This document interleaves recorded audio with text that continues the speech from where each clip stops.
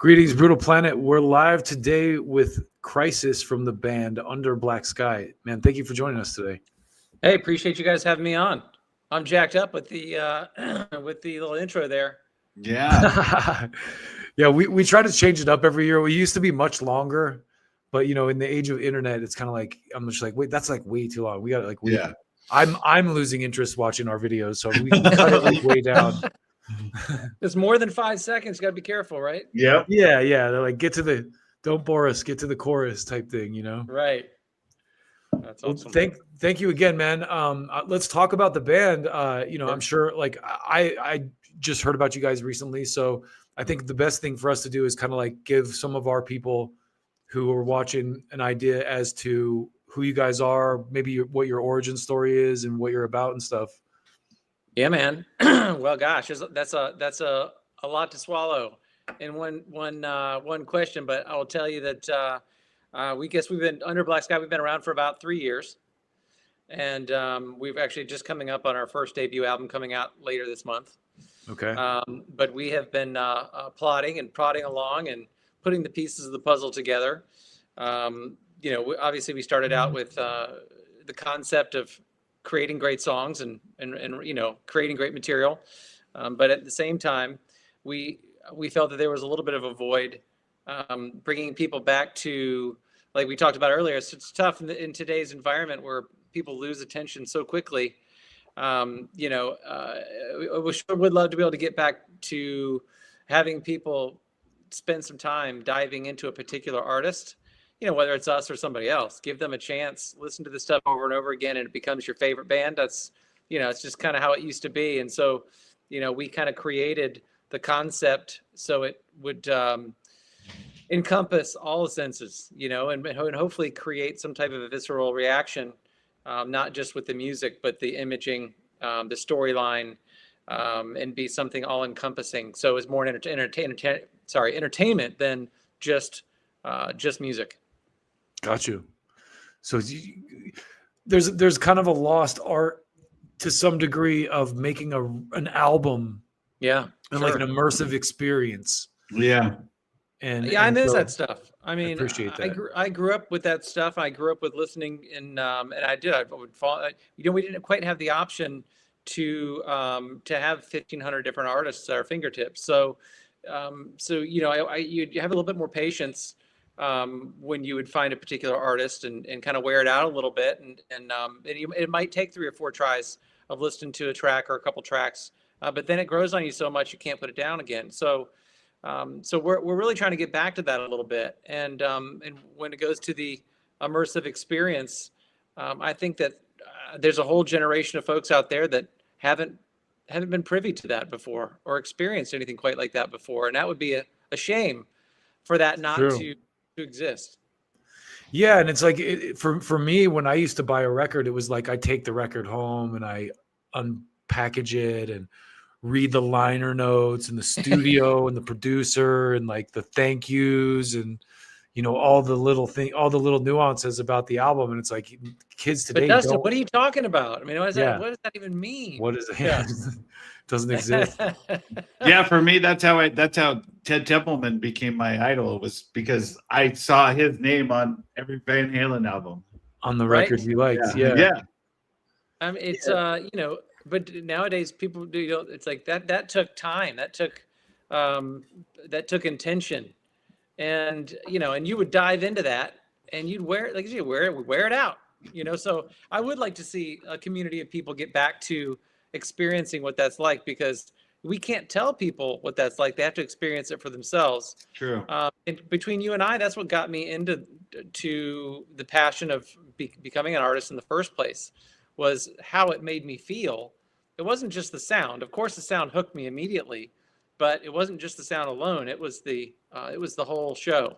It was the whole thing that sucked me in to say, you know what, this is an impact that can have on millions of people, and I want to be a part of it somehow.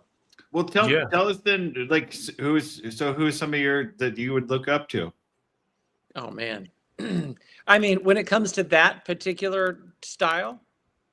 I mean, I mean, shoot, if we really went back, I mean, I know this is, history, but if you go back and listen to some, go back and listen to some Pink Floyd, or listen to, I mean, you can sit back, close your eyes, and you're whisked off to another world somewhere, Yeah.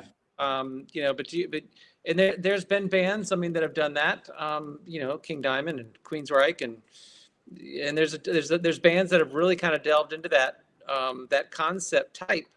And I will tell you, there are people today that they will, I mean, it's like they're one of their number out of 5 albums, they were their top albums, those would be in the top 5. And it might not just be for the music, but it was for the experience that they gained, and the art that was created around that album. Yeah. Yeah, I feel like a lot of good art is good storytelling too. Absolutely. Whether it's writing or music or movies or even painting to some degree. For sure. I totally agree. And this is all this is, another expression, art form. And it should be more than just something you listen to. I mean, it should be something you can feel. It should be, if you do it right, in my opinion anyway, if you do it right, it should move you. Yeah. And some people move you to action, or it can move you to engage. It can move you to tears. I mean, but it's moving you in a way that you can't explain. Yeah, that's a great point. I was noticing the other day, because as a kid, I grew up like as a younger kid in the 80s. I was born in the late 70s, but grew up in the 80s. And when I hear a lot of the popular music from the 80s that was on the radio, like Tears for Fears or Depeche Mode or that kind of stuff, now it just like instantly snaps me back to like being a kid in that era, like some random memory of that. What a great feeling. Yeah. Right. Fantastic. Yeah. I mean, and I love that, and I hope that newer generations, and this is the fear that I have, is that with newer generations, because there's the accessibility of so much content and so much music out there, I'm hoping that it doesn't just go by the wayside, and because people have so much information shoved at them at one time so quickly, that they don't sit back long enough to have those types of memories. Yeah. I see kids that spend more time on YouTube than they do, Out in the real world. Oh, and I feel bad because not for them at the moment, but I feel bad for them 20 years from now. Because they're missing a lot. Yeah. They're gonna, if you ask them, hey, if you were asked them what were some of their most special moments, they're gonna have a hard time. They're not gonna remember this stuff, Yeah. Well, on the other hand, too, I'll give the kids a little credit, because you also see things like vinyl making a huge comeback. Amen. Like my children's generation, my kids buy vinyl. My son is like collects vinyl. I have the same thing happening here, I love that. Actually, one of the reasons why we decided to Bad Blood create that as a vinyl as well. So, because I want to teach a new generation to get that vinyl. Sit down with it, avoid the distractions, maybe put the phone in your room, do what you got to do, sit down in front of that vinyl, take out like you said, take out the liner notes, take out the album, take out the cover, look at the artwork, listen to that thing, get into it, do what you got to do. But wouldn't that be cool if we could get a community of people doing that again? Totally. That'd be awesome. I think it's there to some degree. I think there are a lot of people who really fuck with like albums and listening to like a full immersive album experience. Still, it's a lot harder. I mean, there's no denying that attention spans have thinned over the years, right? But like I do the like long form podcasts and like deep dive type stuff like that, I think is proof that there is a desire for that. There is hope. Yeah. There is a hope. Totally. Maybe I'm a glass half full guy too. I don't know. Hey man, I like that. There's nothing wrong with that. Yeah. Eric, what are you thinking? I was wondering. So the Pink Floyd's, all that kind of stuff. That was in your roots from what you listened to, right? Yeah, I mean, I think that there's, and it's, I mean, it goes from anything from classic rock to things that were happening. I mean, I always look at things that were tipping points, and so when a lot of people talk about hey, what genre are you? And I look at it and it's like, I don't know. All I know is that man, I grew up on, it was hard rock and metal. And you know what? That's just all we are, is an evolution of that. Yeah. Yeah. You know, so I don't see, I know people are labeling like every something that comes out now has got a new like subgenre to it. And I don't really understand it, but you know, if it makes you feel good and it kind of hits you, you know, where you need to be hit at the moment, and it's kind of heavy and it's got a good hook, well, then it's all metal to me. But, you know, but yeah, so I mean, if you look at those classics, you know, because without like a cinematic feel, Pink Floyd were those guys, you know, and they transformed music into something that was much bigger than that. And then, you know, but you look at, you know, Black Sabbath, you look at Ozzy, you look at, you know, Metallica that came along. You look at these are all tipping point bands that that led generations of other people to follow in their tracks, you know. So and I think without all of those roots, we wouldn't be here. Yeah. You know, we certainly wouldn't be talking about this stuff. It's. I was just thinking. I listened to the cover that you guys put together for "Dead or Alive" by Bon Jovi. Oh yeah, and that's like one of those songs that when I hear the original, it instantly takes me back to that era that I grew up in, and also like a really early crossover country rock song. But I really love what you guys did with it, because you kept the kind of basic melody, but it wasn't like you guys didn't overdo it. You kind of played it in your style, which I thought was really thanks. cool. And you never know how that stuff's going to turn out, you know. Some people are going to love it, some people are going to hate it, you know. It's but we felt that, you know, like I said, it was a classic, and you know, I think that we did kind of want to do something that was somewhat recognizable, and I think it's not just recognizable for folks that grew up on that time frame, but it was also recognizable for some of the younger kids today, because they know that stuff, you know. Yeah. And I think it's good to keep that stuff going, but maybe put it in a different medium, a different mastering, maybe a different tuning, and try to do it to keep the integrity of the song. Yeah. But to try to bring it up to speed a little bit, and I think it turned out okay. Yeah, it's a great song to begin with, and so it's cool to just put a different kind of English on it, as I like to say. Yeah, thank you, I appreciate that. Yeah, because the song has that vibe to it, like a cowboy kind of a vibe to it. But I mean, you guys totally turned it into like what you wanted it to be. Yeah, and I think there's once again, it was a classic. So it was a little difficult making the decision to do the song, because before you start getting into it and start pulling things apart, the fear is always, man, you know, that's a classic song, and so we could really screw this up if we're not careful. So, you know, but I think our gut was right, and I said let's do this, and it, like I said, keep it who we are, you know, and I think it should turn out just fine. And so and we've gotten a lot of good press over it, and I hope the Bon Jovi crew likes it as well. Yeah, I think it's great. It's always refreshing to hear just like a different take on a song that I love. So, and it's very well done. Well, plus that tells me something about you guys too. You know, that tells me a lot about what you listen to, what what influenced you, that kind of stuff. So. Yeah, and I think that if you ask all of us separately, you'd be, you know, like anybody else, you'd be real surprised at what we all listen to outside of, you know, performing and writing our own music. So. And I go from everything from, I mean, I'm a metal guy, so I tend to listen to a lot of the newer heavy stuff, you know, that, or when I say heavy, I mean that's all relative term anymore. You know, it seems like one's trying to out heavy each other today, right? But I mean, I appreciate it all. But I mean, some of these new artists or newer artists are just smoking good, you know. And so I mean, look at bands like Wage War, and you know, and that are just, in my eyes, just tearing it up, you know. And so I'm really into that stuff. It's too bad Joey's not here, because that's one of his favorite bands. Yeah, it is. Oh yeah, he's always on our Monday night show with us, and that's like one of his favorite bands. They're killer. They're doing some killer metalcore stuff.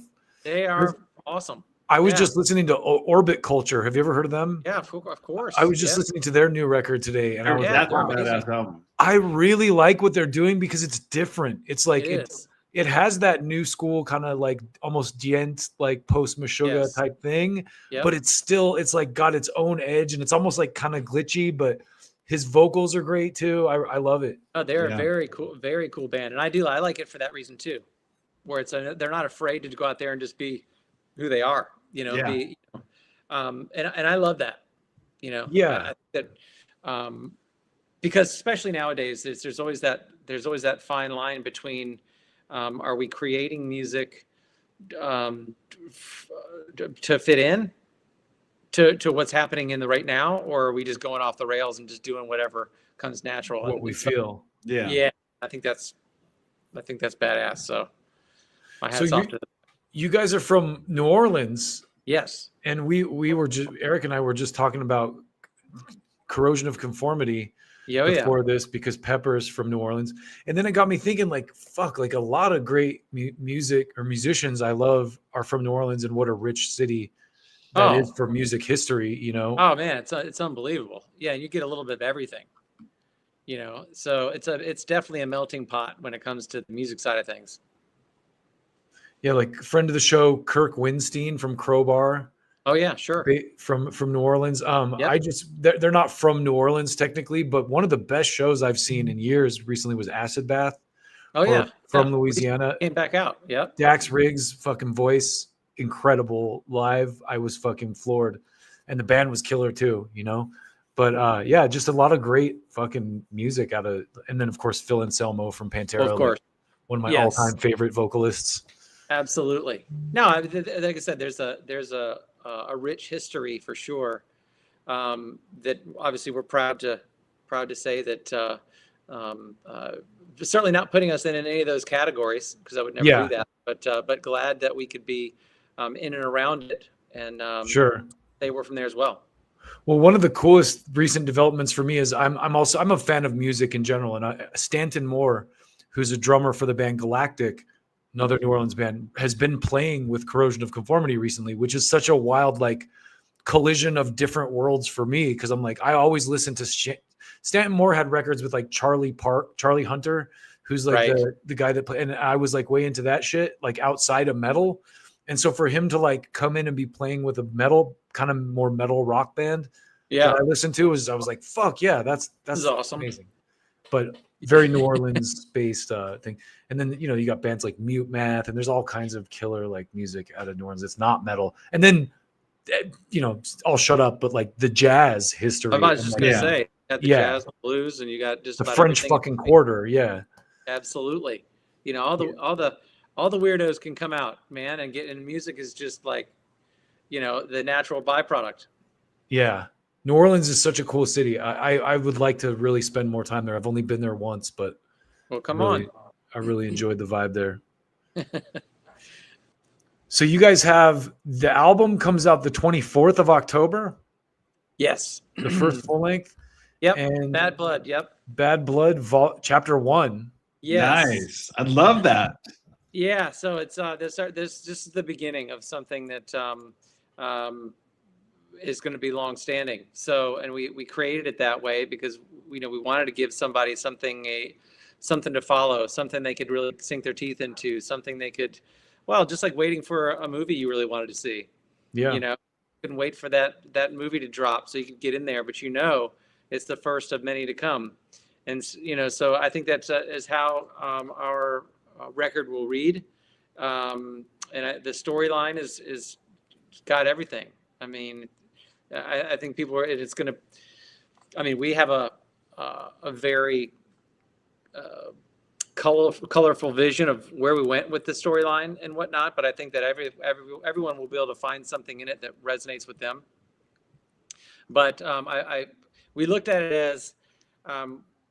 Going back to like I said, some of the other bands that have done this so well is to be able to create that escape from reality, whether that's for 60 minutes or whatever the case may be.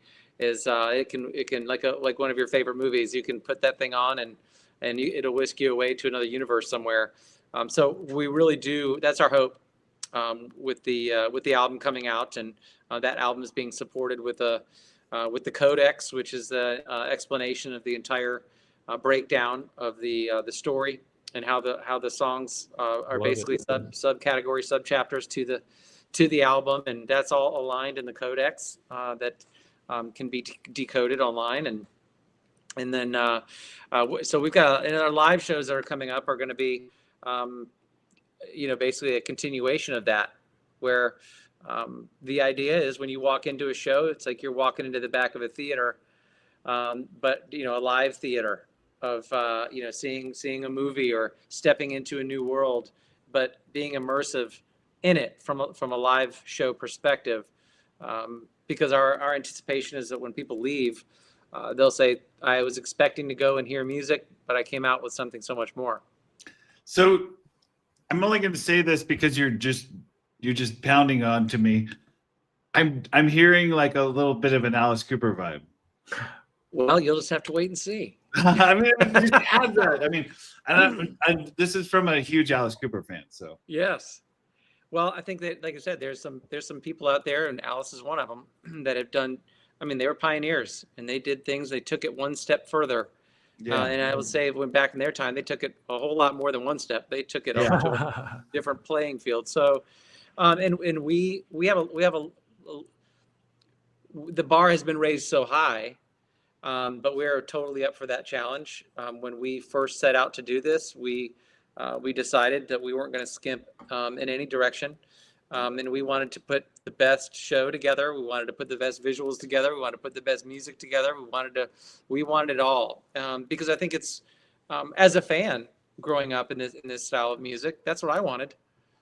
I mean, I wanted it all. When I went to a show, in which I did, I was very fortunate to see a lot of really great shows. I walked away saying, "Oh my God, it changed my life." So we want to create that atmospheric feeling for everybody that comes to a show. So what was the show that changed your life? Gosh, Good question. There's many shows actually that I can tell you this would go back, but I've been very fortunate at a very, very, very young age to see Ozzy Osbourne. Nice. I was able to see Metallica. Nice. Actually, Metallica and Queensryche on the same bill, actually. Nice. And those shows were life-changing. I mean, they were awe-inspiring to the point where you walk out of there saying, you know what, I know what I want to do now. And this is what I want to do, and regardless, I know as a young kid, everyone else around you probably thought, and they thought I was crazy. So, what are you thinking? But, it's when it's something hit me, and it said, this is what I have to do. And so I guess that's one of the reasons why I continue to do what I do now, is because if I had that kind of a reaction, just going to a show and something pivotal there changed the trajectory of where I would go as a human. I mean, that's powerful stuff. Mm-hmm. So and what else can you do that you could potentially have that kind of impact on people without even knowing them? True. It's pretty amazing. Yeah. It's crazy. Just like shows in general, you got me thinking about what I think it was my dad who was telling me. He's like, back in the day, in my day, like an LP release was like a cultural event. Like yes. Elton John's Goodbye Yellow Brick Road was like, everybody was waiting for that to hit the streets, like it was like a huge. Can you imagine what that would be like? Yeah. I mean, records were a big deal when I was a kid too, but maybe not as big as like Elton John, but like, when like the new Anthrax record came out or the new Alice in Chains or something, it was a big deal. Or Pantera. Yes. Pantera's Far Beyond Driven. I remember the day that came out like it was yesterday. Oh yeah. I ran right to the record store and bought it that day, and then it debuted at #1 on the Billboard. And you knew chart. Anticipation. You were waiting for that stuff. Yeah. Wait, and we'd be okay. So and now you almost got to be careful, because you start hyping up something that's coming out 2 weeks from now, people have already lost interest. Yeah. The attention span has shortened. But I also think, like I'm optimistic too. Like there's people who will like long form podcasts are more popular than ever, Right. Really deep dive into something. So I think the attention span, you just got to be in the right mood. And it's easy to get like the Reels thing and the Instagram and TikTok thing that's going on right now. It's like, you flip through your phone, it's fun, but also, as fun as that can be, the flip side of that is you do desire something that's a little more deep and immersive and like kind of, less detached, I guess. Yeah. Agree. I totally agree with you. So I hope that Bad Blood is a somewhat of a catalyst to a lot of people to really kind of re-engage back into doing things like that again. So yeah, we've gone through a lot of links to create, like I said, create that world that people can escape to. So like I said, they can pick up a vinyl and they can do it, or they can they can download it and stream it. That's fine. But just I think there's something to be said for having something physical that you can put your hands on. Yeah. Well, and I definitely have a deep respect for anyone who's willing to go to the lengths to craft something like that, So I definitely appreciate it. I was going to ask you about the single. The first single is "I'll Show You," right? Is there any... First single off was Firefly. And Firefly. Okay. Yeah, we just released "I'll Show You," I think last week. So that's the latest single. Yes, correct.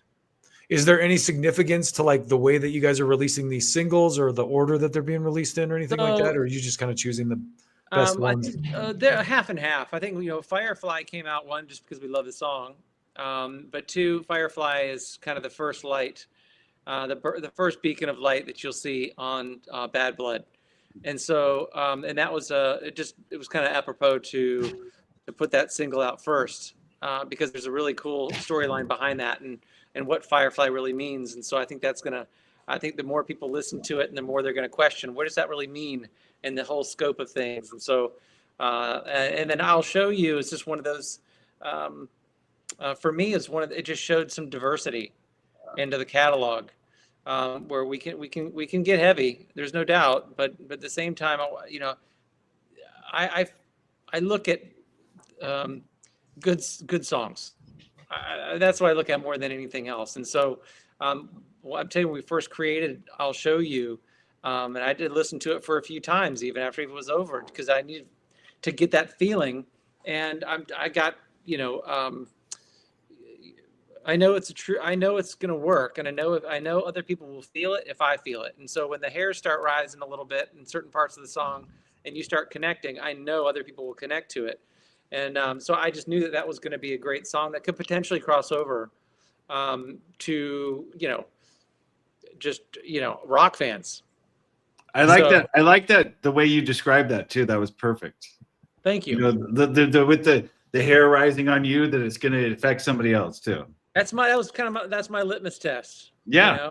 And I will tell you that going into the writing process, because like you said before, Dustin, it's like there's not a lot of people that really spend the time to produce full-length albums anymore. Or if they did, a lot of times it was, let's just get a couple songs out there that we feel are really, really good, and then we'll put the rest, we'll just make them filler because we need a full-length album. Yeah. And we don't subscribe to that. We just, every song has to give you that feeling. Every song has to be a hair-raising experience. Or just don't put it on there. So the band Queens of the Stone Age? Yeah, of course. Josh Homme had this interview, and I thought it was so beautiful. This guy was like, he's talking about something, and he goes, "Yeah, and like I was working on this, and one of the guitar players or someone was like, Josh, every song can't be your best song," and he was like, I was like, what? Why not? The hell it can't. Yeah. And so I think we always try to make a game of it. As we're writing, and you finish one song, and you're like, okay, this passed the test, but now the task is we have to write a better one. Yeah, we have to outdo that song. And so by the time you get to the very end of the album, you're just like, wow, we got some bangers on our hands. Oh man, so, and I'm super proud of this album. It's going to be, I haven't said, like I said, I love all kinds of music. But it's, again, I look at the composure. I look at, how well songs are written. I look at, can you listen? And if we're looking at full length, can you, if we're talking about vinyl, can you put the needle on, and ride it for the entire album without skipping? or can you ride it all the way through and say, holy crap, I wouldn't skip any of these songs. I want to go back and listen to them all over again in succession. And if you can do that, I think you got a winner, and I think that was kind of that was our game plan. So would you consider this a concept then? Absolutely. Oh, cool. 100%. Cool. So there is definitely a starting point. There's definitely not an ending point. There's an ending to this chapter, but that teases a new chapter to come. So for those of you out there that are watching, you're really into that, you can geek out over those kind of things, and you can go to underblacksky.com and then click on enter the codex, and that will pull you directly into the story. Cool. That it's got imagery, and it's got basically it's like basically a digital book. That's very cool. Yeah, brush up on the story. It's pretty badass. Yeah, and I totally appreciate that too. It's kind of like again, it's like most artists to me are storytellers on some level. So you guys are just unashamed, unafraid to fucking be like, no, we're telling a story here. We're going to bring you into it. And we want to be entertained. We want to be entertained too. So, and I think that we feed off of each other. And one of the things that you'll read about in the story is there's something called the Order Beneath. And that's it plays a big role in the story. But it's basically a community it's a community of people drawn together for a particular reason. And so, and for us, we view the Order Beneath as something alive and something breathing and something that continues to move. So we've put together a Facebook page that's called the Order Beneath. So, and we want as many people to join that page as possible, because although we know we can I think we've proven that we can release good content and produce some great songs, but the reality is we don't want to stop there. And I think some of the best stuff is to come, because we'll be able to collaborate with the public. And I've always said, I think alone you can do something that's really good. There's no doubt. But together as a community of people, you can do things that will stand the test of time, and you can create a legacy with it. So collaboration is very important, and we want as much of the community to join us and be a part of Under Black Sky, as opposed to I like these guys and there's a separation. So I think it's really important for us to come together on that. Awesome. Cool. So you guys are building a community too. Yes, 100%. Well, man, I mean, we've been on for 30 minutes. Is there anything that we missed? You guys are doing the first leg of your tour. It looks like mostly Texas dates. Yeah, we're doing a run in Texas, and then the rest of the year is in the works at the moment. So I don't have anything I can announce at the moment, but things are happening behind the scenes. We've got a music video coming out on the same day as the album for a song called Pull Through. And like I said, that'll happen literally when we're on the road. So if you guys are anywhere near Texas or know people that are around Texas, we're hitting a whole bunch of spots there with some friends of ours in a band called Zombie King. And it's going to be a killer metal show, but it'll be a full theatrical experience, for anybody that comes. And obviously we'll be doing a lot of follow-up after the 24th with Bad Blood coming out. And nice. I'm anxious for everybody to dive in and get into the story and, read the story as you're listening to the music. Awesome, man. Well, we appreciate you taking the time to come on and talk to us, and please come back and chat with us again. You guys are great. I appreciate all your support and all your help, and keep doing what you're doing, man. I got to keep this thing going, Absolutely, man. Very much appreciate it. The music's great. Everybody should go check out the singles that are out now, Firefly and I'll Show You, and then the record. And if you're just curious, go to the Order Beneath. Yeah, go to the website. I just went and joined. So okay, awesome. I will do it too. Yeah, we'll communicate. If you guys want to, like I said, this is a collaboration. We're a community. It's not us just trying to download stuff to you. We want to collaborate on stuff. So so we're all about it, and appreciate you guys so much for all your help. Thank you. Man. Well, thanks again for taking the time. Everybody check the record out. The band is Under Black Sky.